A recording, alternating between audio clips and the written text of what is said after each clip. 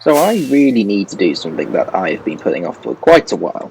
Griffin asked quite, I'm talking right, very big towards the beginning of the season. He asked for a door. He asked for a door for his Colosseum, and I have not done it yet. I keep saying I'll do it at the beginning of the next episode. I'll do it at the beginning of the next episode. Then I always forget, and then I also kind of put it off. And yeah, I need to do it for him. So he wants a door right about here, and I'm not just talking, any old door. He wants a piston door. I will happily do that because I will take on any redstone challenge essentially, and I'm thinking a slimestone based flush piston door. So I will take a quick look at this area. I'll probably take a schematic of it. But first of all, I've got to address an issue that I have in this area, which is to do with apparently me being, me overreacting. There's also a melon pumpkin farm. This is it's Gilly's definition of a lag machine, but it doesn't really cause that much lag. He's just overreacting. I mean, I never overreact. I don't know what you're on about. Griffin. I never overreact. And oh my god, it's hideous. This is horrifying. This is even worse than I thought. I'm just going to take this, and I'm just going to remove all of this redstone. Totally not just going to, make this less laggy for him. Just doing a favour for a friend. I do not know what he's on about whatsoever. Making this better for him. He needs it to be better. Just looking out for him. Just looking out for him. Making this a lot better for everyone. Mainly me.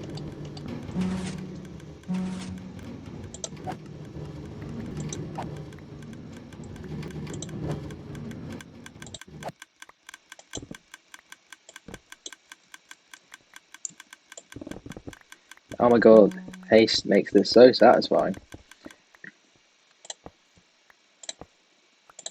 I thought this would be a bit simpler. I just thought, it would be a bit funny if I just come along and fix my Griffin's melon pumpkin farm, because it was really a little bit laggy, and now I'm kind of paying the price for it by doing the entire thing, and now look at me, I'm just crawling like an idiot. And are there any melons and pumpkins? There aren't. Yay, this is working. And now it should be as simple as just placing in this here. Oh, look at that. That was so much better. Only one piston was powered. 4 pistons were powered compared to the entire array. So much less laggy. So much less laggy. Like I said, I never overreact. I fixed your SMP farm. I do not overreact. So, like I said, I am thinking of making a flush sort of slime-based piston door. So I'm not any expert on piston doors. I'm no mumbo jumbo or any other redstone that does doors. I only know mumbo jumbo that does redstone doors. Anyway,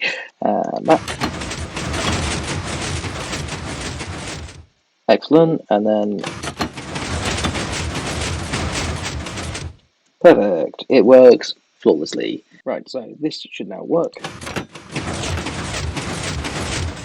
Yep. Excellent, yes. We have a piston door, guys. This is it. This is Griffin's piston door. He will be happy. I'm happy. This is my first piston door. Yay. And I have built it up for Griffin, so if I press this button,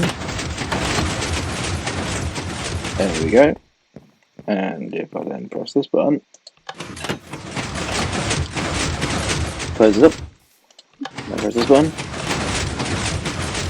opens up, and press this button, and it closes up. Perfect. Let's actually get on to what we're actually going to be doing in today's episode. And that is to build a concrete factory, and I've gone into completely unloaded chunks. What the hell? What's my connection at? And oh my god, I am somehow not dead. As I was saying, today's episode is all about building a concrete factory. Now, by a concrete factory, I don't mean a concrete converter. That is something you build in the overworld to convert concrete powder into concrete. No, I'm on about a concrete duper in the overworld, pushing the concrete powder into the end, duping it, and we then collect it in the end. So we can collect concrete powder, but also we can then convert it into concrete with a flick of a switch or flick of press of a button, and it will then be converted into concrete, and we can collect it using TNT duping. And it's going to be a really, really cool project, really fun project. I've done a concrete factory before, not my own design, but I have done one. I am going to be designing my own one. I've currently got the duping system on the overworld done. I now need to do the end, and also a little bit of something that's different about this one compared to others. Is that we are going to be building 4 dupers. Yep, you heard me, 4 dupers. So that means 4 strongholds, and we're going to use those to dupe the concrete. And the reason for that is because each one's going to have 4 concrete powder per stronghold. So it's going to be a ridiculously quick concrete powder farm. Well, concrete farm even, so we can get plenty of concrete for the entire server. So not planning on making this a shop or anything like that. It's going to be completely free for everyone to use. They can take as much concrete as they need, that sort of thing. It's going to be completely free. So it's going to be a heck of a project. I'm having Griffin helping me. He's offered to help. Going to have to mine out a few areas where the strongholds are. I'm going to have to invoke chunk loaders in the Nether to chunk load all the portals to load all the strongholds in. So the strongholds themselves are going to be chunk loaded for the actual dupers, and then we're going to have chunk loader lines to connect all of the redstone together and all the other stuff. So yeah, it's going to be a heck of a project. So I've got still a few things to work out, which is basically the chunk loading stuff for connecting all 4 strongholds. So I've got each stronghold done. Each of those duper systems are fine, and they can activate when you activate the chunk loader. So that's all working, but I haven't got the chunk loader lines to actually turn all the farms on simultaneously working at the moment, and we have nothing in the end. Like nothing. I have not designed anything in the end. So unlike some of my previous videos, I think it's the last couple of videos I've done, I've shown you the farm in creative first and explained how it all works, and then built it up. No, this time I'm going to leave it as a surprise. Okay guys, a quick correction before I get into any time lapses of building the concrete factory. There's been some design changes. So I said in the previous clip that there would be 4 dupers. Not anymore. There's only 1. And the reason for this is because it was too fast to actually to make into a concrete factory. I couldn't get it to work as a concrete factory, so couldn't do 4 dupers. And I thought that there was no quicker single duper designs out there, which is why I went with 4 dupers to chunk load and that sort of thing. Turns out there was actually a 108k per hour duper, and I will link it in the description. It's by Vectech, I believe. It is an amazing duper. It is quite large though, but it's amazing. It's absolutely amazing, and I was able to get a concrete factory to work for it as well. I will also link my concrete factory down in the description, so you can have a check out, the world download and how to build it and all that sort of thing. I'm now going to be live streaming the process of building the concrete factory. So I've got a bit of a confession to make. I forgot to click the replay.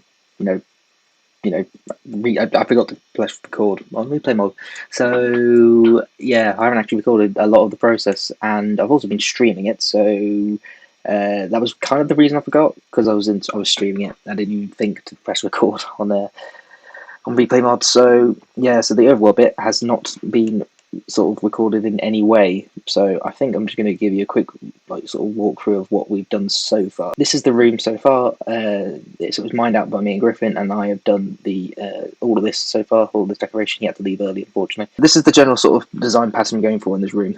So very simple floor, simple sort of ceiling as well. I hate doing ceilings, so I went as simple as I possibly could. Decided to put this sort of gradient pattern in here in the background for this sort of wall background, and it's using one of some techniques that Griffin did in one of his recent videos at the time of recording, about how to do block gradients, or just gradients in general in your build. So I decided to try and implement it in a wall, and I think this turned out quite nicely. So decided to add a bit extra here in the black stone, and then it gradually goes up all the way, and eventually you get to the stripped warp stems up there. Essentially, this is exact same pattern is going to be on all 4 sides, but for now I've just done the one, and when me and Griffin can stream again, we will be doing the rest of this, as well as the actual duper itself, which is this amazing contraption right here. I'm just going to show you actually where the end portal is. So you can't see it right now, so at the moment it just looks like we've got this empty room, but if I go into FreeCam, you can see that the end portal's here, and there's no sort of end portal frames. So the way we got rid of that is using a technique using red mushroom blocks, which I will go into detail in just a moment. And I'm just going to quickly show you this particular technique now. I am unsure who originally came up with it, and I cannot honestly remember where I saw the technique the first time, but the overall idea is this. So you have a red mushroom, and you have your end portal frame. Now, you've got to make sure, of course, that the end portal is lit, and then you can perform this particular trick. So if we have this in the formation of a end portal, so when you find this in a stronghold, you'll find some stone bricks underneath like this, with one block of air between them. This particular stone brick is touching essentially the floor, and in the floor you need to place a dirt block with one block between it. So you've got this one block here, and then you have the dirt block. Then on that dirt block you can place your red mushroom. Now, actually, I can't place on dirt because that is not a block you can place red mushrooms on. Let's choose grass. That also doesn't work. Okay, something is going on here. Mycelium. Let's try mycelium. There we go.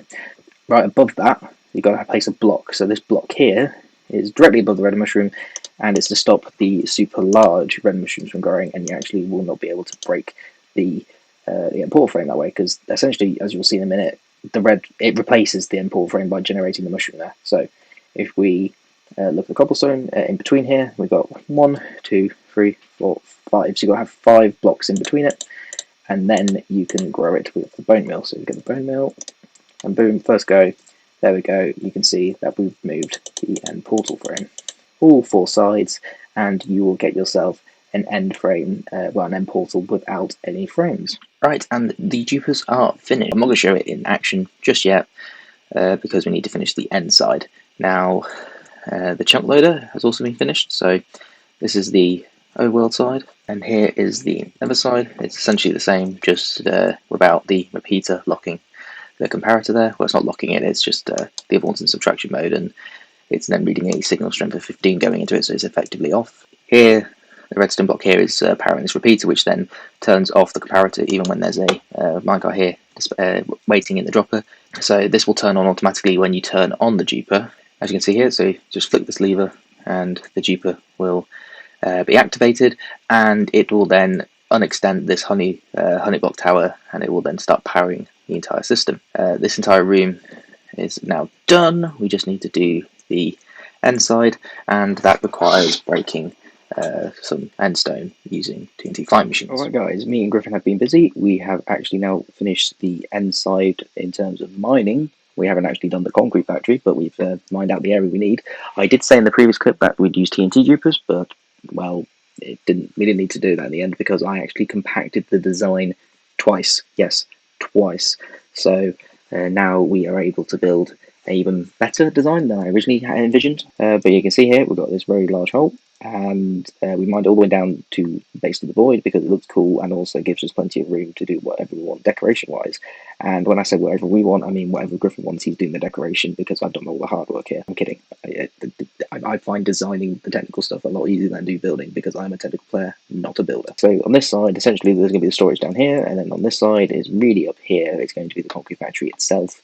And then there's going to be a TNT blast chamber, and then all of the items are going to, from the concrete anyway, are going to fall down into here and be funneled into the storage. And then the concrete powder just gets funneled straight from basically just directly under this platform. So I don't have to worry about so much. But yes, Griffin is going to be streaming the final process of us doing all this. I'm not going to stream because I don't think my hardware's pretty much cut out for it. I've tried twice now and it doesn't really work. I'm now going to just cut to a time lapse of us building up the concrete factory. So I hope you enjoy.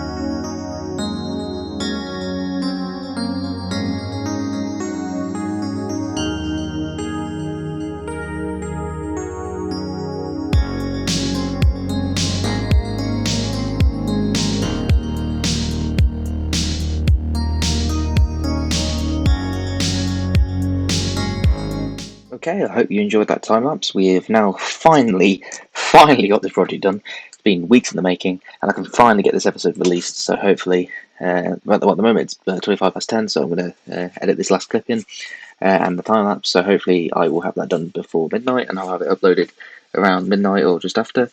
And yeah, so I'm quite glad that this entire thing's done now. Now, as you can see, it's perfectly working. So we've got the in concrete mode right now, and we have tested it in concrete mode as well. So that works a charm. Also, I have spawn-proofed everything so that Enderman cannot spawn. So it turns out Enderman can actually pick up TNT as well. So we had a little bit of a fiasco with some Enderman to get the TNT back. But other than that, it is all working perfectly fine. And the its storage system is working in charm as well. So you can see here that no items are getting past the hoppers here, which means that all of the items going in right now. Once these are full, however, then the items will go around and start to go over here, where they shall be binned. But yeah, so you can see here we've got basically two slices per concrete powder, as well as the same with concrete, and that's so that we have at least 6 double chests of these items, along with the items in the hoppers. Now, here we have double hopper speed item sorters, and that's why we have double hoppers underneath, so that they go full up to, from bottom to top in double hopper speed. And this way we can ensure that these items are picked up and go into the system. And the way you actually do this very well is to have the chest here align the items along these iron bars, which means they're slightly inside the hoppers, and you can have the water streams going along there. I'll probably explain a little bit what's going on. So Jupiter is pushing in the concrete comes in here, it's broken by these slabs here, and because they're waterlogged, the water streams will bring the items over to the centre, which then fall down into this sort of stream down here, falls into here, and goes into the storage system. So it's insane. It's just it's a constant stream of these items. And if you didn't, as I've already said, it's 108k per hour. So it's 108k concrete items per hour, not per color. Right. And now I'm going to show you it working in concrete mode. So all we're going to do is flip this lever, and it should start working. There we go. See here, the concrete's getting pushed in and blown up.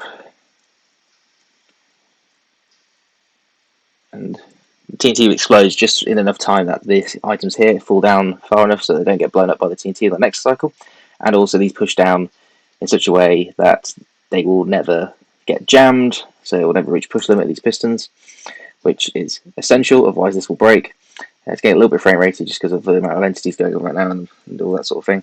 But yeah, you can see here that the items don't go into this side, but they do go into this side, and they should just be going to the end here without, and that shouldn't have happened.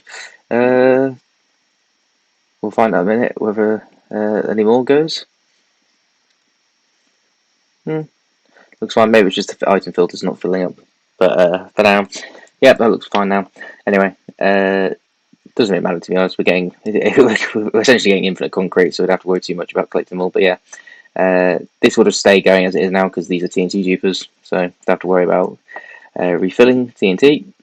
But yeah, and that's essentially it. So you can see here that these concrete is just getting pushed along these streams and getting pushed into the water sources here, which converts them. So that's essentially how this works. More details can be seen, and a better showcase can be seen in the video that I made for this factory.